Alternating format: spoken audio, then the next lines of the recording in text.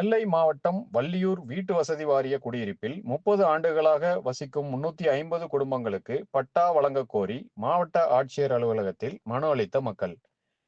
தென்காசி மாவட்ட வீட்டு வசதி வாரிய குடியிருப்பில் வசிப்போருக்கு பட்டா கொடுத்தது போல் எங்களுக்கும் தனிப்பட்டா வழங்க வேண்டும் என மாவட்ட ஆட்சியர் அலுவலகத்தில் வள்ளியூர் பேரூராட்சி 2வது வார்டு கவுன்சிலர் ஜான்சிராஜம் தலைமையில் மனு அளித்தனர்.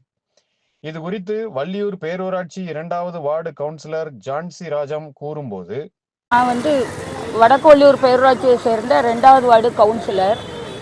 அந்த வீட்டு வசதி வாரியத்தில் நாங்கள் குடியிருக்கிறோம். கடந்த 30 வருடங்களாக குடியிருக்கிறோம். வட்டிக்கு மேல் வட்டி வாங்கின மாதிரி விலைக்கு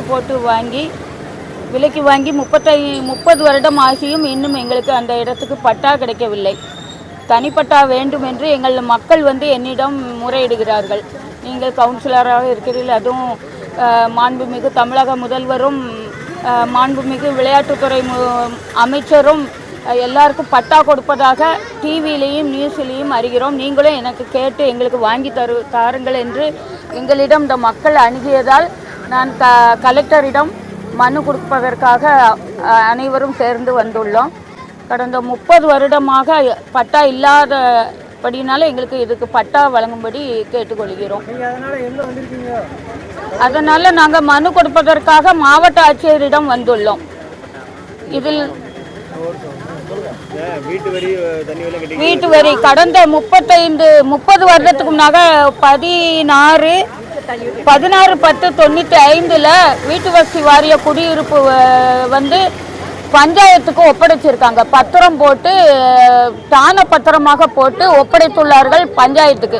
30 வருடமாக பஞ்சாயத்துக்கு ஒப்படைக்கப்பட்டு வரி கட்டுறோம், வீட்டு வரி கட்டுறோம், தண்ணீர் வரி கட்டுறோம், அத்தனை வரியும் கட்டி நாங்கள் குடியிருந்து வருகிறோம்.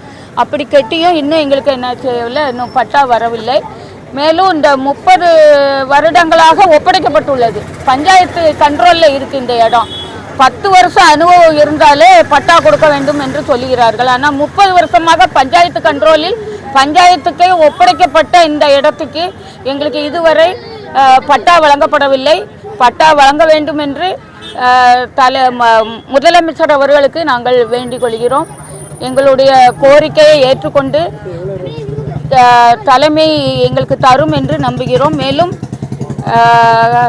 கட்சிக்கும் இது நல்ல பெயரை கொடுக்கும் என்பதையும் நான் தெரிவித்துக் கொள்வேன். எனது